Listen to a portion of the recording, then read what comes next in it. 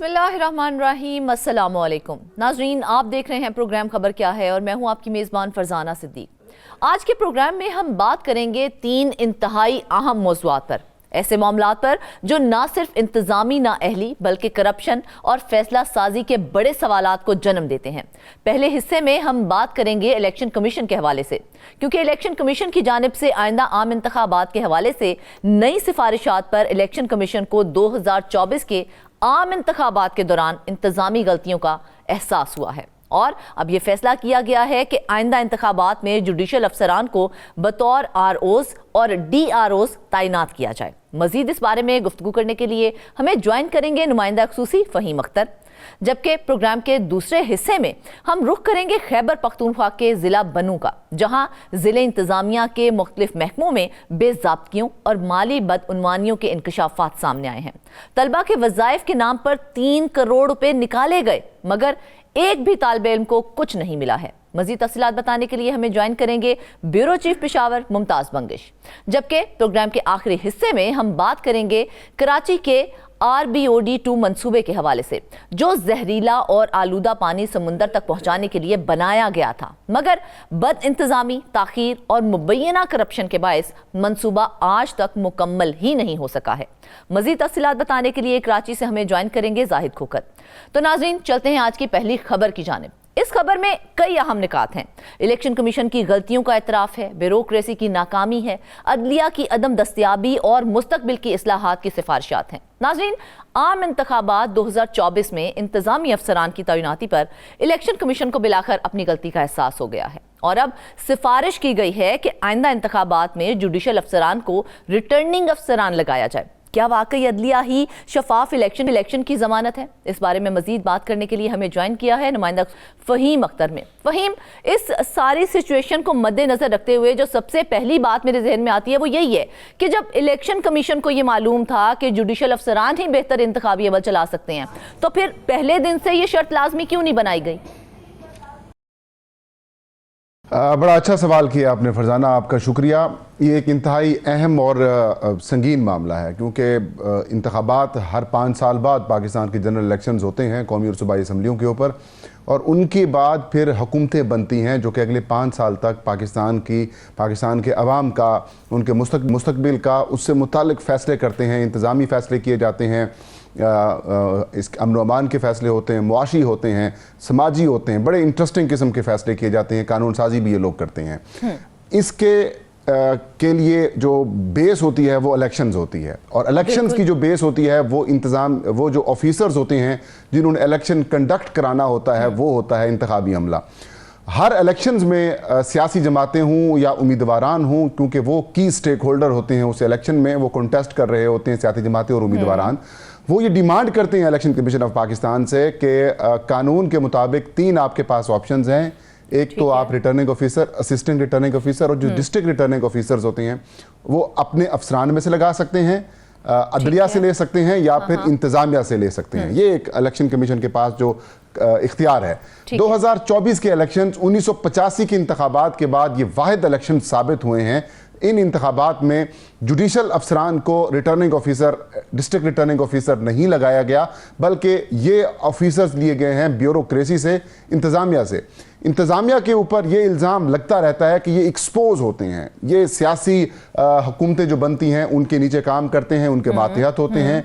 इनकी जो principal duties होती हैं वो ये होती हैं कि इन्होंने जो पब्लिक के साथ उन्होंने इंटरेक्ट करना है, जो अवामी इशूज़ हैं वो मुकम्मल करने हैं, हुकूमत के साथ इंटरेक्ट करना है, लिहाजा इनकी जो गैर जानिबदारी बरकरार रखना इनके लिए मुश्किल हो जाता है। लिहाजा जो जजेस होते हैं, जो डिस्ट्रिक्ट जुडिशरी होती है, मातहत अदलिया जिसे कहते हैं, इसलिए उसको प्रेफर किया जाता रहा 2018 के इलेक्शन तक। लेकिन 2024 के इलेक्शन में इलेक्शन कमीशन ऑफ पाकिस्तान ये क्लेम करता है कि chief election commissioner Sikandar Sultan Raja साहब ने चीफ जस्टिस सुप्रीम कोर्ट और chief justice Lahore high court से खुद मुलाकात की और बाकी हाई कोर्ट्स के साथ राब्ता करके उनसे जुडिशल ऑफिसर्स बतौर रिटर्निंग ऑफिसर हासिल करने की कोशिश की, लेकिन उनमें इनको नाकामी का सामना करना पड़ा। और हमारे, क्योंकि इलेक्शन कमीशन कहता है कि हमारे अपने अफसरान कम है, इस वजह से हमने ब्यूरोक्रेसी से रिटर्निंग ऑफिसर्स लिए हैं, लेकिन वो कहते हैं कि ये तजर्बा बड़ा तल्ख साबित रहा, क्योंकि इनकी जो दस्तियाबी थी वो हमारे लिए बड़ी मुश्किल थी। ये प्रिंसिपल अपना काम कर रहे थे और जो इलेक्शन ड्यूटीज़ थी इनके लिए टाइम निकालना मुश्किल था। और दूसरा अहम जो सब्जेक्ट जो उनकी तरफ उन्होंने निशानदेही की है इलेक्शन कमीशन ने, वो ये है कि इनको इलेक्शन एक्ट और इलेक्शन कंडक्ट के हवाले से जो कानूनी मामलात हैं वो समझने में दुश्वारी थी। जबकि माजी में हमने देखा जो जुडिशल ऑफिसर्स थे वो इलेक्शन एक्ट को भी समझते थे, कंडक्ट ऑफ इलेक्शन के जो कवानीन हैं, रूल्स हैं, या फिर जो आइन ये कहता है उसको भी उनका समझना आसान था। लिहाजा उन्होंने अब सिफारिश की है पहले तो सामने नहीं आया था, क्योंकि जिस तरह से आप बता रहे हैं कि अदलिया ने जुडिशल अफसरान देने से इनकार कर दिया था, तो उस पर अवाम को क्यों अंधेरे में रखा गया? ये बात पहले क्यों मंजर-ए-आम पर नहीं आई? देखें, इलेक्शन कमीशन ऑफ पाकिस्तान ने पहले इस बात का सिर्फ इतना जिक्र किया था कि वहाँ से हमें नहीं मिले, लेकिन 92 न्यूज़ ने ये स्टोरी दी थी। मेरे पास अभी तक वो शायद लेटर हमारे पास मौजूद हो, जिसमें जो पेशावर हाई कोर्ट है और जो बलूचिस्तान हाई कोर्ट है उनकी तरफ से लेटर्स आए थे, नॉमिनेशंस भी आ गई थी, और लाहौर हाई कोर्ट की जानिब से भी जो उनके चीफ जस्टिस थे उन्होंने इनकार एज सच नहीं किया था, लेकिन उन्होंने ये ज़रूर कहा था कि आप हमें इलेक्शंस की तारीख बताएं, फिर हम जुडिशल ऑफिसर्स आपको उस हवाले से देते हैं। लेकिन इलेक्शन कमीशन ऑफ पाकिस्तान ने खुद से ये फैसला कर लिया और अब वो ये क्लेम कर रहा है कि चीफ जस्टिस जो है हाई कोर्ट्स के, चाहे वो लाहौर हाई कोर्ट हो, इस्लामाबाद हाई कोर्ट हो या बलूचिस्तान और जो सिंध हाई कोर्ट है, इन तमाम हाई कोर्ट्स के चीफ जस्टिस साहिबान को पाबंद बनाया जाए इलेक्शन एक्ट के तहत कि अगर इलेक्शन कमीशन ऑफ पाकिस्तान की रिकमेंडेशन मांगता है तो ये पाबंद होंगे वो जुडिशल ऑफिसर्स फराहम करने में। फरजाना, मेरा एक छोटा सा सवाल है यहाँ पर, हो सकता है कि इलेक्शन कमीशन के लोग हमारा प्रोग्राम देख रहे हों। चलें, आपके पास 2024 के इलेक्शंस में जुडिशरी से या मातहत अदलिया से रिटर्निंग ऑफिसर्स आपको नहीं मिल सके थे, लेकिन पाकिस्तान की तारीख में कभी भी जो ज़िमनी इंतखाबात हैं, जो बाई इलेक्शंस होते हैं इलेक्शंस के फौरी बाद, वो कभी भी ब्यूरोक्रेसी से या फिर जुडिशल ऑफिसर्स नहीं करवाते, वो इलेक्शन कमीशन ऑफ पाकिस्तान के अपने ऑफिसर्स करवाते हैं। तो इलेक्शन कमीशन ये क्लेम करता है कि जनरल इलेक्शंस में उनके पास अपने ऑफिसर्स दस्तयाब नहीं होते, तो बाई इलेक्शंस में तो होते हैं। तो उन बाई इलेक्शन जो अब तक जितने बाई इलेक्शन पंजाब में हुए हैं, सिंध में हुए हैं या किसी और जगह के ऊपर इलेक्शन हुए हैं, तो उन इंतखाबात में इलेक्शन कमीशन के अपने officers, district election commissioner, regional election commissioner जो हैं वो DRO RO क्यों नहीं लगाए, जबकि सबको पता है कि रिजल्ट इन्होंने तैयार करना तो क्या वाकई ही ऐसा ही था कि ब्यूरोक्रेसी को बतौर RO और DRO लगाना एक मजबूरी थी इलेक्शन कमीशन की, या फिर हम ये कहें कि ये एक ऐसा फैसला था जिससे सियासी असर और रसूख की राह को हमवार किया जा रहा था? देखिए, जो पाकिस्तान तहरीक इंसाफ ने इसको, ज़ाहिर है वो भी एक बड़ा फरीक था और वो ये क्लेम करते हैं कि 2024 के इलेक्शन में उन्होंने वाज़ेह अक्सरियत हासिल की थी। उन्होंने ये क्लेम ज़रूर किया था और ये कहा था कि जो ब्यूरोक्रेसी से रिटर्निंग ऑफिसर्स लिए गए हैं, इसका मतलब ये है कि आपने धांधली करनी है और इलेक्शंस को मैनेज करना है। और बाद में जिस तरीके से नतायज भी आए, टीवी चैनल्स के ऊपर कुछ नतीजा आता था, फॉर्म 47 के ऊपर क्या नतीजा आया, उससे बड़े डिस्प्यूट्स पैदा हुए हैं और सवालात उठे हैं इन इंतखाबात के ऊपर। लेकिन वही सवाल अभी तक बरकरार है कि बाई इलेक्शंस और जनरल इलेक्शंस में फ़र्क होता है।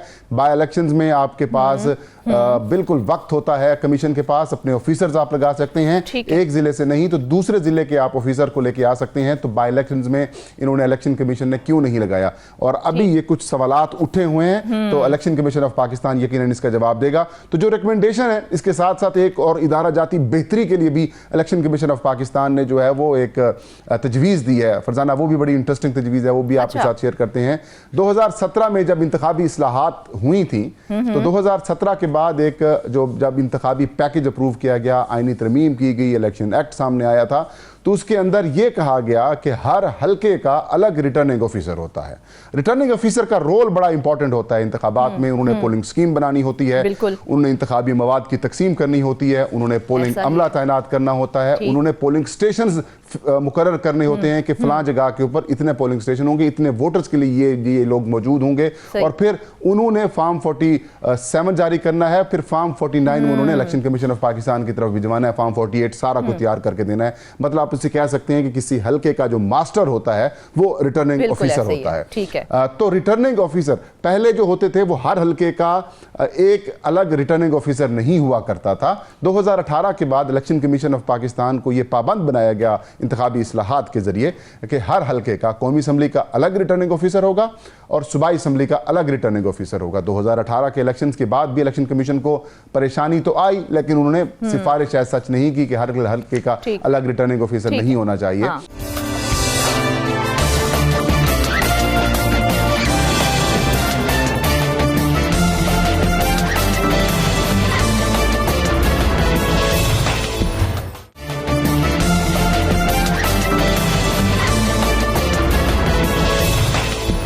अब इलेक्शन कमीशन ने यह सिफारिश की है कि हमने 2792 जो डीआरओ, आरओ और जो असिस्टेंट रिटर्निंग ऑफिसर्स हैं वो हमने तैनात किए हैं। कौमी असम्बली के तमाम हलकों में 266 और सूबाई असम्बली के तमाम हलकों में 593 रिटर्निंग ऑफिसर्स बनाए हैं। तो इलेक्शन कमीशन का यह कहना है कि इससे हमें दुश्वारी होती है। दुश्वारी इस तरह से होती है, कौमी असम्बली के हलके के नीचे जो रिटर्निंग जो सूबाई असम्बली का हलका होता है, कहीं पे 2 हलके होते हैं, कहीं पर 3 हलके होते हैं।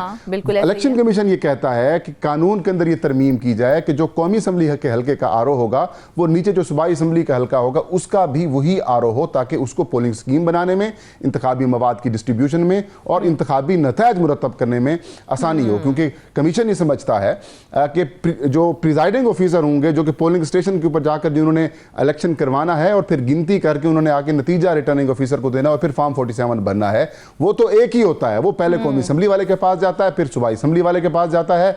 तो इस वजह से ताखीर हो जाती है इंतखाबी नतायज मुरतब करने में भी, मवाद की डिस्ट्रीब्यूशन में भी, पोलिंग स्कीम बनाने में भी और पोलिंग स्टेशन तैनात बनाने में भी।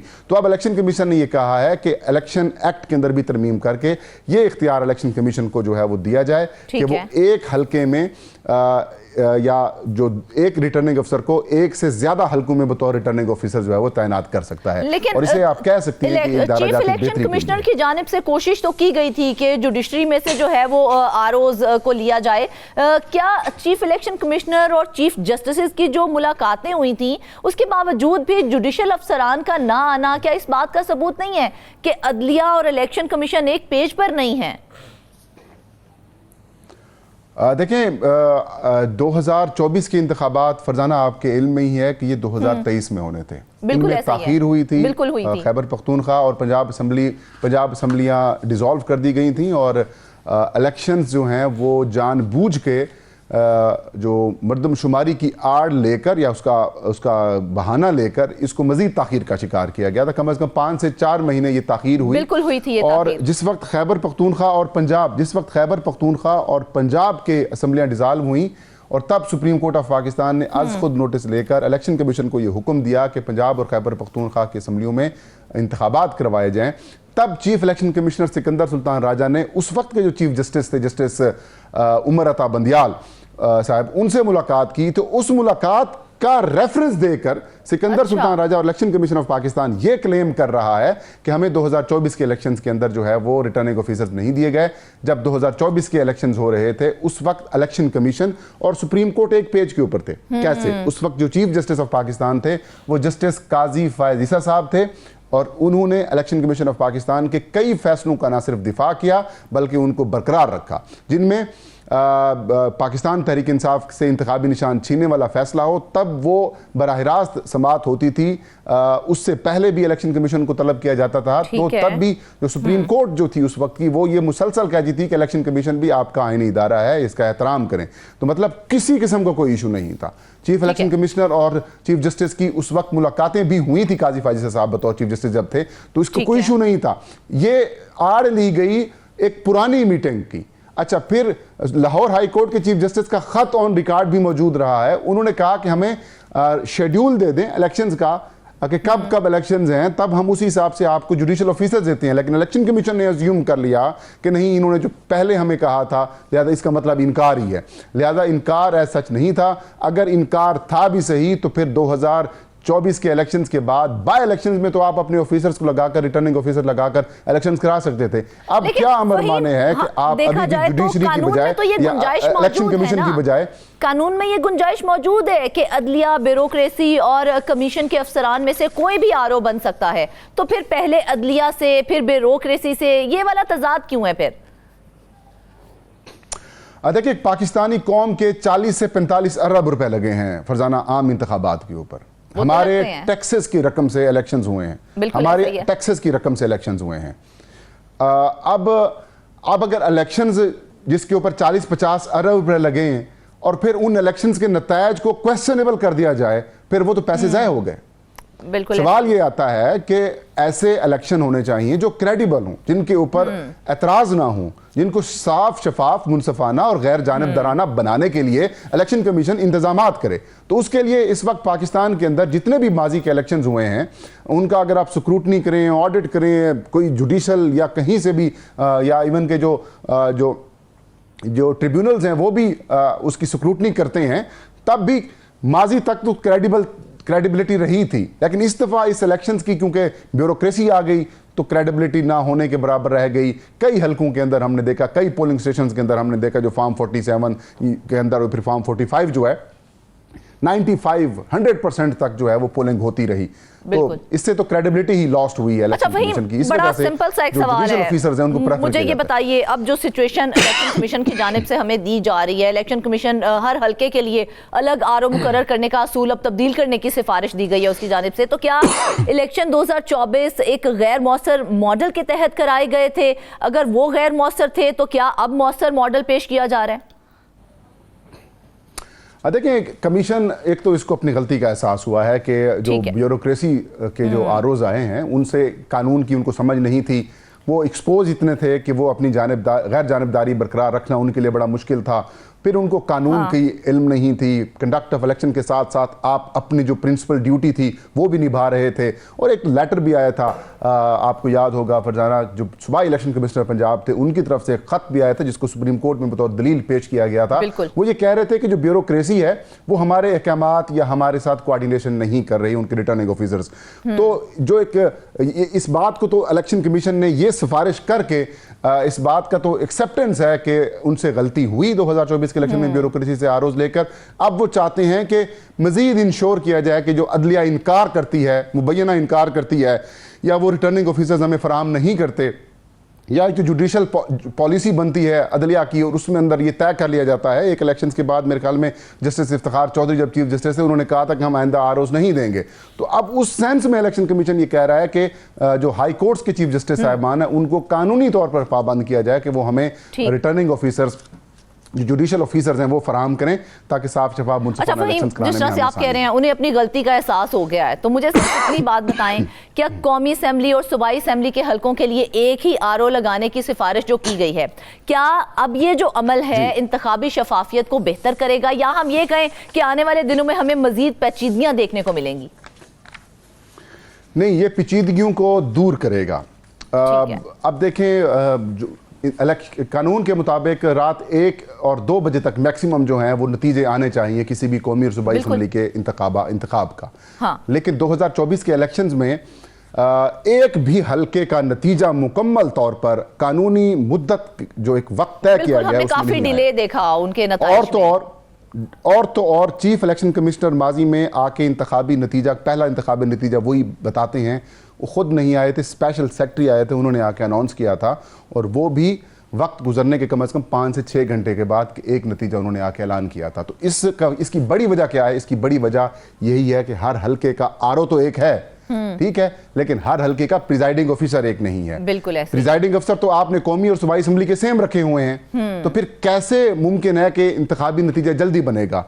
फिर इसी चीज को इलेक्शन कमीशन ने मद्देनजर रखा है कि जो माजी में जिस तरीके से होता था बर वक्त नतीजे आ जाते थे, तो अभी भी वो कहते हैं कि पुराने वाला तरीका अडॉप्ट करें। ये जो आपने हर हल्के के लिए अलग रिटर्निंग ऑफिसर बनाने की बात की है, इससे पेचीदगी पैदा होती है, इससे इंतखाबी नतीजा ताखीर का शिकार होता है, लिहाजा इसको दूर करने के लिए वो कह रहे हैं कि दूर किया जाएगा। मुझे सिर्फ आखिरी एक आरओ को 2 से 3 हल्कों में लगाने की इजाजत दीजिए। हमारे पास बहुत शॉर्ट टाइम है, मुझे एक आखिरी सवाल का जवाब दे दें। मुझे ये बताएं कि क्या आने वाले इंतखाबात में वाकई जुडिशल अफसरान हमें दस्तयाब होंगे, या फिर हम ये कहें कि ये सिफारिशात भी महज फाइलों में ही दफन हो जाएंगी और फिर हमें दीगर मसाइल का सामना करना पड़ेगा? देखिए, ये डिपेंड करता है कि जो मौजूदा पॉलिटिकल लीडरशिप है वो क्या करती है, क्या वो इन जो तजावीज़ के ऊपर अमल करती है और इलेक्शन और जो कवानीन है उनके अंदर तरामीम करती है। इसके अंदर मिल बैठ कर दोबारा काम करना पड़ेगा, तमाम सियासी जमातों को इंतखाबी इस्लाहात की तरफ लेके जाना पड़ेगा और अदलिया को भी ऑन बोर्ड लेना पड़ेगा, क्योंकि आफ्टर ऑल ये पाकिस्तान के मुस्तकबिल का मामला है, कौम के मुस्तकबिल का मामला है। अब तो 45-40 अरब रुपए लगे हैं, शायद अगले इलेक्शन में महंगाई की वजह से 60-70 अरब रुपए हो जाएं, तो एक गरीब मकरूज मुल्क की कौम इतने टैक्स के पैसे लगाती है, तो उसकी शफाफियत अगर नहीं बनती तो उसकी शफाफियत को यकीनी बनाने के लिए ये इक़दाम करने देखा जाए फ़हीम, तो इलेक्शन कमीशन ने अपना ही तो तस्लीम कर ली है और नई सिफारिशात तो दे दी हैं। अब देखते हैं कि इससे निज़ाम में कितनी बेहतरी आती है, लेकिन असल सवाल अब भी ये है कि क्या अगले इंतखाबात तक ये इस्लाहात कानून बन सकेंगी या फिर तारीख खुद को ही दोहराती रहेगी। नाज़रीन, वापस आएंगे एक ब्रेक के बाद।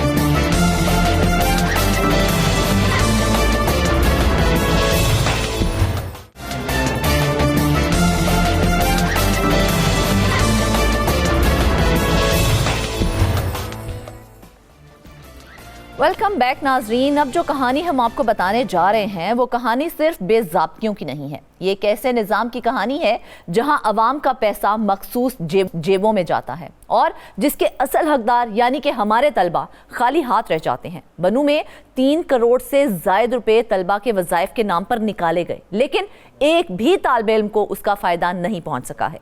इस बारे में मज़ीद गुफ्तगू करने के लिए हमें ज्वाइन किया है ब्यूरो चीफ पेशावर मुमताज़ बंगिश ने। मुमताज़, पहले सबसे अहम सवाल कि ये जो 3 करोड़ 16 लाख रुपए जो तलबा के लिए वजीफे और अवार्ड्स की मद में निकले थे, आखिर वो किसके कहने पर सिर्फ अकाउंट्स में रख दिए गए हैं? तलबा को क्यों इससे महरूम रखा गया है? दरअसल होता यह है कि ये जितनी भी ये अमाउंट होते हैं, जो फंड्स होते हैं, ये सरकारी ख़जाने में पड़े होते हैं और फिर सरकारी ख़जाने से जब ये निकाल देते हैं तो उसका मकसद यही होता है कि उसको यूटिलाइज़ करना है और उसको स्टूडेंट्स के वज़ाइफ, उनके अवार्ड्स और उनको दीगर मराहत जो देते हैं उसके लिए उसमें इस्तेमाल करते हैं। लेकिन अलमिया यह है कि डिस्ट्रिक्ट एजुकेशन ऑफिसर बनू ने सरकारी अकाउंट से, इस ख़जाने से 3 करोड़ 16 लाख रुपए जो है वो निकाल दिए और फिर ये पैसे जो हैं बजाय इसके कि इससे तलबा को स्टाइपेंड दिया जाता, उनको वज़ाइफ दिए जाते, उनको अवार्ड्स दिए जाते, जिस तरीके से उसने ये प्रिटेंड किया है कि ये चीज़ें उनको दी जा रही हैं, तो इसलिए ख़जाने से ये रकम निकाली जा रही है। लेकिन ये जितने भी वहाँ पे स्टूडेंट्स थे, वहाँ किसी को भी न तो कोई स्टाइपेंड मिला, कोई वजीफ़ा, किसी किस्म के मराहत, कोई अवार्ड, कुछ भी नहीं मिला और ये पैसे ट्रेजरी से निकाल के अकाउंट पे रख दिए गए। अच्छा। क्योंकि अकाउंट में पैसे रखना न सिर्फ ये है कि ऑडिट के उसूलों के खिलाफ है, बल्कि ये एक बेज़ाब्ते की भी है और संगीन बेज़ाब्ते की इसलिए भी है, ये नहीं कि ये पैसे ट्रेजरी से निकाल दिए गए और असल चीज़ ये है कि जब ट्रेजरी से निकाल दिए गए तो जिस पैसे का मकसद ही यही है कि उसे तलबा के वेलफेयर के लिए इस्तेमाल किया जाए, उनके वज़ाइफ के लिए इस्तेमाल किया जाए, उससे न तो वेलफेयर के लिए इस्तेमाल किया जा सका, न उसे वज़ाइफ दी जा सके, न उसे कोई मराहत मिल सके, न अवार्ड दी जा सके, कुछ भी नहीं हुआ, बल्कि ये पैसा जो है ये अकाउंट में पड़ा रहा, जो कि सरासन जो रूल्स रेगुलेशन है उसकी खिलाफ वर्जी है। अब इसके जो असरात है वो ये है कि एक तो यह है कि बेज़ाब्तगी हुई है, दूसरी बात यह है कि वो तमाम स्टूडेंट्स जो कि हमेशा से उनकी यही होती है कि उनको कोई वज़ाइफ मिलेंगे, हुकूमत की जानिब से उनको कोई इमदाद दी जाएगी और उनको कोई असिस्टेंस प्रोवाइड की जाएगी, वो भी पूरा साल गुजर गया, उनको न तो कोई इस किस्म की कोई मराहत मिल सकी, न कोई उनको वेलफेयर में कुछ मिल सका और ना ही वज़ाइफ मिल सके। तो ये किस कदर नाइंसाफ़ी है उन स्टूडेंट्स के साथ जो दूर दराज के इलाकों में, बनू में आप देखें दहशतगर्दी का सामना करना पड़ रहा है, बड़ी मुश्किलों से स्टूडेंट जो हैं वो स्कूलों में जाते हैं और वो इस वक्त इन हालात में तालीम हासिल कर रहे हैं। ऐसे हाल में अगर उनके साथ ये काम हो तो यकीनन ये बड़ी ज्यादती होगी और फिर अफसरान को ये शायद ये बात समझ नहीं आती। निकाल के तो अकाउंट में रखा गया, तो क्या जिले तालीमी अफसरान जो थे उनको इल्म नहीं था कि ये फंड्स किस मकसद के लिए मुख्तस किए गए हैं, या फिर जानबूझकर उस मामले को दबा दिया गया कि ये रकम एक साइड पे जो है वो पड़ी रहे, उसको हम किसी भी वक्त इस्तेमाल कर लें? रोजाना ये पैसे जब ट्रेजरी से निकालते हैं तो इसका मकसद यही है कि इसको ये यूटिलाइज करना है। बिल्कुल। अब अगर ये यूटिलाइज नहीं होंगे तो इसका मतलब यह है कि ये अकाउंट में रखना, ये क्यों रखे गए हैं? हाँ। इस अकाउंट में रखना ही ये जो रूल्स रेगुलेशन की खिलाफ वर्जी है। बाकायदा तौर पे ऑडिट वाले इस पे ऑडिट पैरा लगाते हैं और बाकायदा तौर पर उनसे पूछगुछ की जाती है, लेकिन बजाय इसके कि वो इस पैसे को स्टूडेंट्स की वेलफेयर के लिए खर्च कर देते, ये इन्होंने अकाउंट में रख दिए और पूरा साल ये अकाउंट में ये पैसे पड़े रहे हैं। तो ये एक तो ये अपनी जगह पे एक बेज़ाब्तगी है। दूसरी बात यह है कि इस पैसों से जिसका मकसद ही सिर्फ और सिर्फ तलबा की जो वेलफेयर है, ये जो उनके वज़ाइफ हैं वो देने हैं, तो उसमें भी ये यूटिलाइज नहीं हो सका। तो ये दो तरह से ये बेज़ाब्तगी हुई है। एक तो माली बेज़ाब्तगी हुई है और कवानीन की सरीहन खिलाफ वर्जी हुई है। दूसरी बात यह है कि वो स्टूडेंट्स जो इसके हकदार थे उनको ये पैसा नहीं मिला। जिनके पास ये अथॉरिटी है, तो जब हुकूमत ने तलबा के लिए उन वज़ाइफ का ऐलान किया था तो मुतल्लिका हुकाम ने उस पर अमल दरामद क्यों नहीं करवाया, वो क्यों नहीं करवा पाए? बिल्कुल बिल्कुल, इसमें जो डिस्ट्रिक्ट एजुकेशन ऑफिसर है वो बराबर के जिम्मेदार हैं, उनसे पूछगछ भी की गई है। तो उनके जानिब से फिर डिप्टी कमिश्नर के ऑफिस से भी पूछगछ की गई है, तो उनकी जानिब से ये कहा गया कि वो इस बात की कंफर्मेशन कर रहे हैं, अगली मीटिंग होगी तो उसमें ये बता दिया जाएगा कि ये पैसा क्यों ट्रेजरी से निकाल कर अकाउंट में रख दिया गया। और फिर ये तलबा के जो बुनियादी मकसद था, जिस मकसद के लिए ये पैसा इस्तेमाल हो रहा था, कोई थोड़े पैसे नहीं हैं, 3 करोड़ 16 लाख रुपए हैं। और फिर एक ज़िले में 3 करोड़ 16 लाख रुपए तलबा के लिए बड़ी चीज़ होती है। अगर ये उनको वज़ाइफ में इस्तेमाल किए जाते तो फरजाना मैं ये भी बताऊं कि हमारा अलमिया यह है कि चंद साल कबल एक फैसला हुआ था खैबर पख्तूनख्वा में कि जितनी भी गर्ल्स स्कूल्स हैं उनको उनकी वज़ाइफ दी जाएंगे। फिर वो वज़ाइफ तो कुछ अर्सा तक दी जाते रहे, फिर अचानक ये वज़ाइफ स्टॉप कर दिए गए और ये कहा गया कि ये वज़ाइफ की जो मालियत है वो इतनी नहीं है, तो इसलिए ये नहीं दे सकते। फाइनेंस डिपार्टमेंट ने उनके वो पैसे जो हैं वो रिलीज़ करने से इनकार कर दिया। अब गर्ल्स स्टूडेंट्स के लिए थोड़े थोड़े पैसे थे, 600 रुपए इस तरह के वज़ाइफ थे जो उन बच्चियों के लिए काफ़ी वो थे, उनके कम से कम उनके आने जाने और उनके पॉकेट मनी के लिए काफ़ी रकम थी, लेकिन उस पर भी पाबंदी लगा दी गई थी और वो फंड जो है रिलीज नहीं हो गए। और जब ये हाल हो के उधर, लेकिन इस गफलत का जिम्मेदार कौन है? ज़ाहिर है एजुकेशन डिपार्टमेंट के जितने भी करता धरता हैं वो जिम्मेदार हैं, डिप्टी कमिश्नर जिम्मेदार है, डिस्ट्रिक्ट एजुकेशन ऑफिसर जिम्मेदार है और वो तमाम ऑफिसर्स जो उन पर नज़र रखते हैं, जो इनकी मॉनिटर करते हैं। मिसाल के तौर पे डायरेक्टर एजुकेशन को भी चाहिए था कि वो डिस्ट्रिक्ट एजुकेशन ऑफिसर से पूछते कि ये 3 करोड़ 16 लाख रुपए जब ट्रेजरी से निकाल दिए गए तो फिर इसको अकाउंट में क्यों जमा कर दिया गया। चाहिए तो ये था कि इसको यूटिलाइज कर देते, और अगर यूटिलाइज नहीं करने थे तो फिर ट्रेजरी से निकालने की क्या जरूरत थी। बिल्कुल ऐसे पैसे अक्सर औकात जब बजट में भी मुख्तस होते हैं तो फिर वो लैप्स हो जाती है ये रकम, मतलब बजाय इसके कि वो यूटिलाइज हो और वो उन स्टूडेंट्स के और उस मकसद के काम आए, वो ज़ाया हो जाते हैं।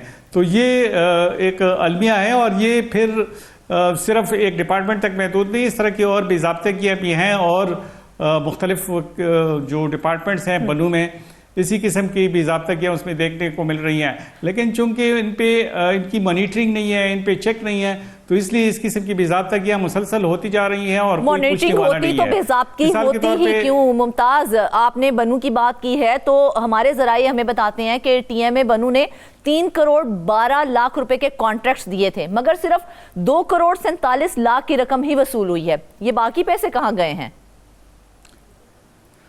हाँ बिल्कुल, ये असल में चूंकि TMA की ये जिम्मेदारी होती है कि वो जितनी भी वो टैक्सेस होते हैं या जितनी भी ड्यूटीज़ होती हैं उनकी कलेक्शन के लिए वो ऑक्शन करें और वो मुख्तलिफ ठेकेदारों को वो ठेका दें।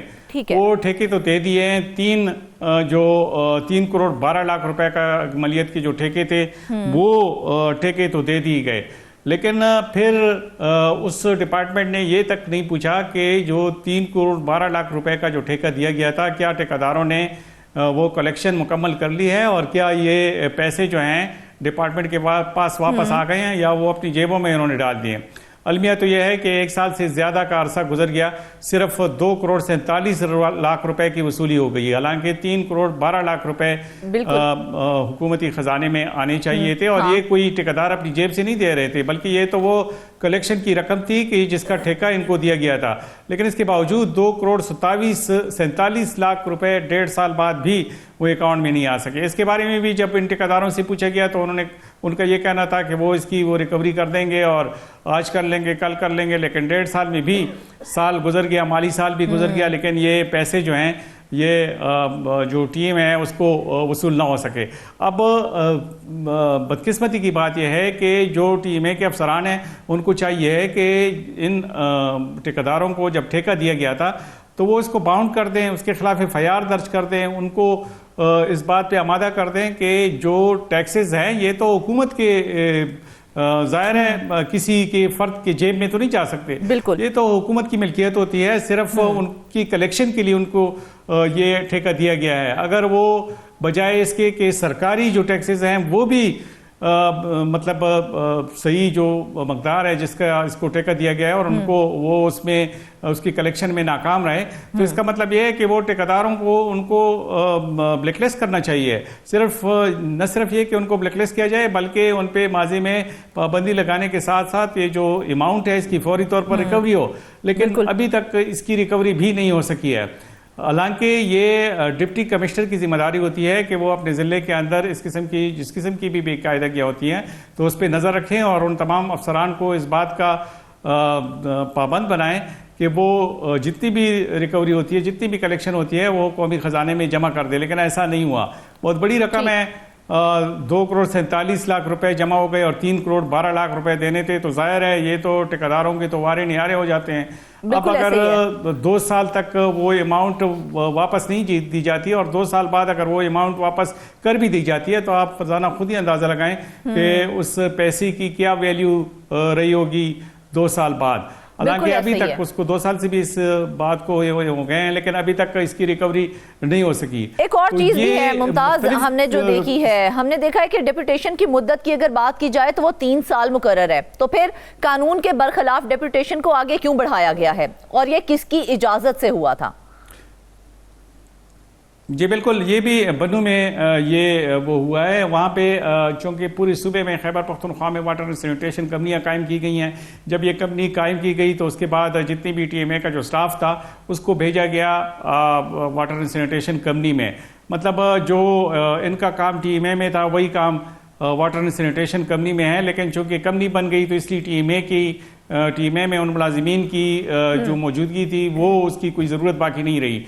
पहले तो होना ये चाहिए था कि TMA के जितने भी मुलाजिमीन हैं उनको होना चाहिए था कि वो बाकायदा तौर पर उसको ट्रांसफ़र कर देते जो वाटर एंड सैनिटेशन कंपनी है, क्योंकि उन्होंने तो काम ही करना है, या TMA में काम करना है या वाटर एंड सैनिटेशन कंपनी में काम करना है। तो अगर वाटर सैनिटेशन कंपनी में इन लोगों की खिदमत जो है वो वहाँ पे मुस्तकिल तौर पर ट्रांसफ़र होती तो उसका एक फ़ायदा ये भी हो सकता था कि डिपोटेशन की जो अलाउंस है, जो इजाफी हुकूमत पे बोझ पड़ रहा है, हमारी टीम है और जितनी भी बल्दियाती इदारे हैं पहले से खसारे का शिकार हैं, तो वो जो इजाफी अलाउंसेज हैं उससे जान छूट जाती, लेकिन ऐसा नहीं हुआ।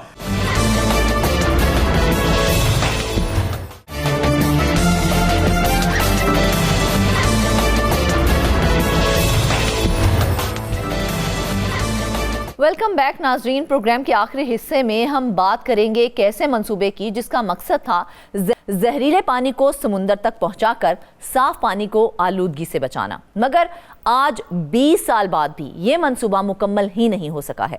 हम बात कर रहे हैं RBO D2 की, 273 किलोमीटर तवील नाली जिस पर 60 अरब रुपए से जायद रकम लग चुकी है, मगर नतीजे की बात की जाए तो वो कुछ नहीं है। नैब एक बार फिर इसी मंसूबे में मुबैना करप्शन की नई तहकीकात कर रहा है और मरकजी मुलजिम प्रोजेक्ट डायरेक्टर जो पहले ही रेफरेंस में गिरफ्तार हो चुके थे आज भी जमानत पर हैं। तो सवाल यह है कि पैसा कहां गया, मंसूबा क्यों रुका, जिम्मेदार कौन है? मजीद इस खबर पर बात करने के लिए हमें ज्वाइन किया कराची जाहिद खोखर ने। जाहिद, मुझे यह बताएं कि यह मंसूबा 2005 में मुकम्मल होना था, ठीक है, आज 2025 है, ये जो 20 साल की ताखीर हुई है इसकी वजह क्या है?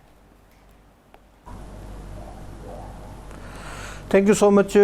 बदकिस्मती की बात है कि जो मंसूबे इसलिए शुरू किए जाते हैं कि उनसे आवाम को फ़ायदा होगा, और जो जहरीला पानी है, जो मुख्तलिफ जो हमारे नेचुरल रिजर्वायर्स हैं, जिस तरह से मंशर झील की हम बात करें कि उसको ख़राब कर रहा है, तो इसलिए वो जहरीला और आलूदा पानी ये समंदर में उसको रास्ता देने के हवाले से बुनियादी तौर पर इसका मकसद यही था मंसूबे का।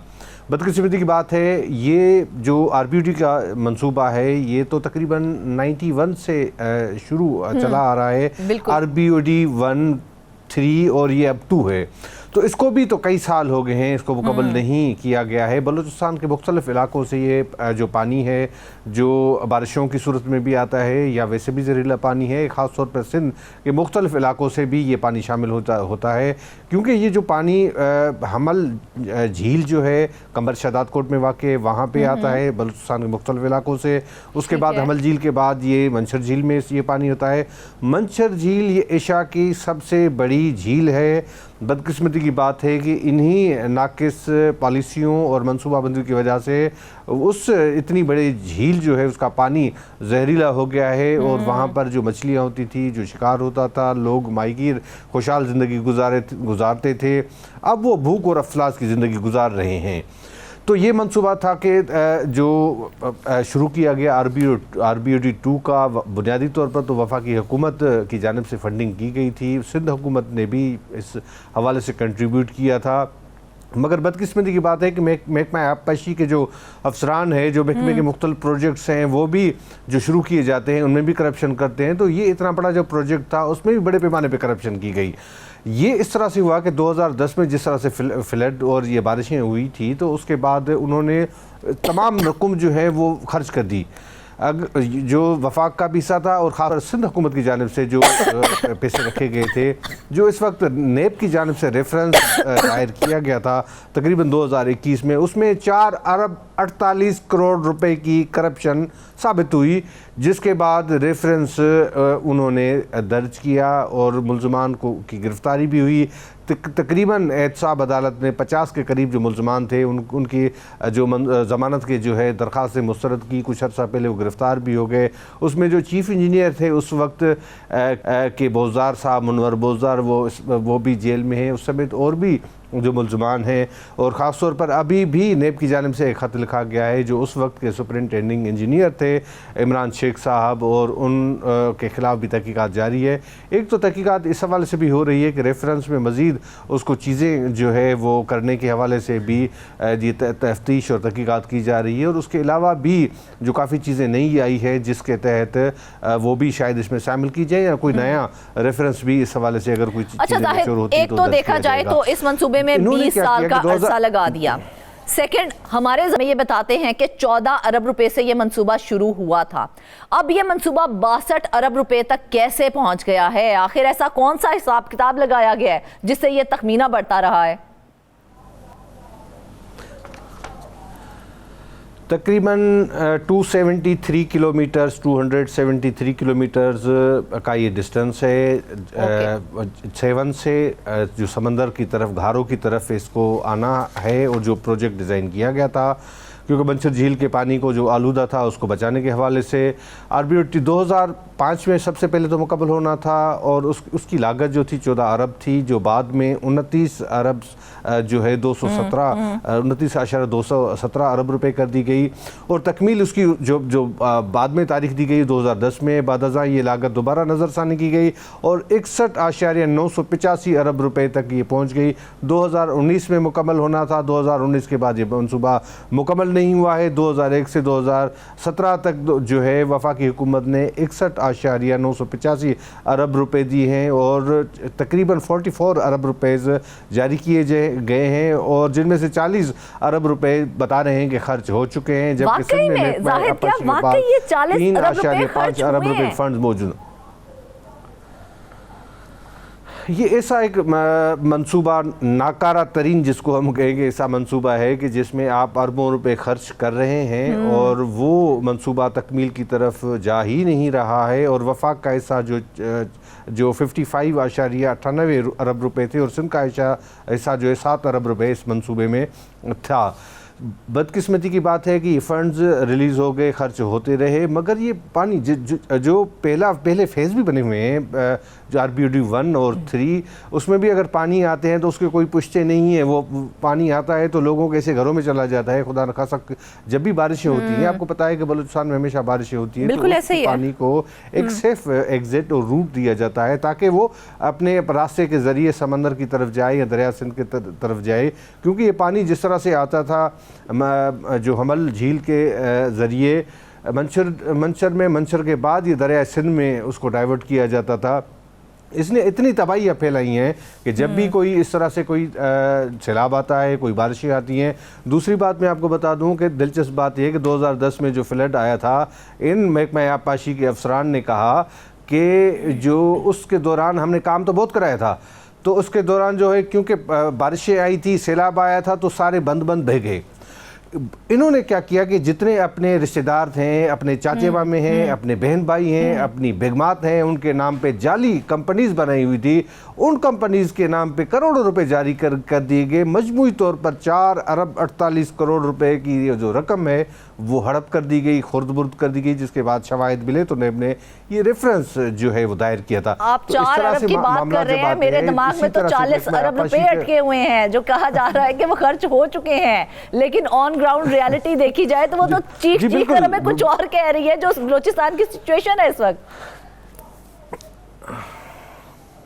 देखिए, दो अलग चीज़ें हैं। इस तरह से है कि वफाक की जानिब से कुछ रकम बराह रास्त खर्च कर दी गई थी वापडा के ज़रिए, जो जिस तरह से, और फिर कुछ रकम जो सिंध हुकूमत की तरफ से खर्च की गई थी। ये महकमा आबपाशी के अफसरान हैं जिनको प्रोजेक्ट डायरेक्टर्स भी मुकर्रर किया जाता है, जो कंसल्टेंट, इस वक्त भी जो जवाब दिया गया है कि कंसल्टेंट मुकर्रर नहीं है 2019 के बाद इस वक्त, तो इसकी वजह से ये काम जो पेंडिंग है, काम नहीं किया जा रहा।